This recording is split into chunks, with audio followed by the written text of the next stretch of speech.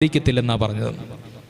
പാപം ചെയ്ത ദൂതന്മാരെ ആദരിക്കത്തില്ല. ഞാൻ പറഞ്ഞ ആശയം, ദൈവം ആദരിക്കുന്ന മനുഷ്യരെ നമ്മൾ കണ്ടെത്തുകയാണ്. പക്ഷെ അതിനു മുമ്പ് ദൈവം ഈ ലോകത്തിൽ ആദരിക്കുവാൻ താല്പര്യം കാട്ടാത്ത മനുഷ്യരുടെ ഒരു പ്രതിരൂപങ്ങളായിട്ട് 3-4 പേരെ ഇവിടെ കാണുന്നുണ്ട്. അതിലൊന്ന് പാപം ചെയ്ത ദൂതന്മാരാണ്.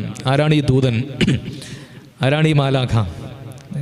യെശയ്യാപ്രവചനത്തിന്റെ 14-ാം അധ്യായത്തിൽ വ്യക്തമായിട്ട് കാണുന്നുണ്ട്, അരുണോദയ പുത്രനായ ശുക്ര, നീ എങ്ങനെ വെട്ടിയെരിഞ്ഞ് ഈ ഭൂമിയിൽ വീണു എന്നൊരു ചോദ്യം ചോദിക്കുന്നുണ്ട്. നീ അത്യുന്നതനോട് സമനാകുവാൻ ശ്രമിച്ചത് കൊണ്ടല്ലേ നീ ഇങ്ങനെ വീണത്? നിഗളം മനുഷ്യന്റെ ജീവിതത്തിലെ വലിയ പാപമാണെന്ന് ഈ പാപം ചെയ്ത ദൂതനിലൂടെ ദൈവം കാണിച്ചു തരികയാണ്. ദൈവത്തിന് മീതെ കയറുക, ദൈവസിംഹാസനത്തിൽ ഇരിക്കുവാൻ ശ്രമിക്കുക, ദൈവത്തെ ചോദ്യം ചെയ്യുക, ദൈവത്തെ അന്യനാക്കുക, ഇങ്ങനെയൊക്കെയുള്ള നിഗളഭാവങ്ങളുള്ള മനുഷ്യനെ ദൈവം ആദരിക്കുക.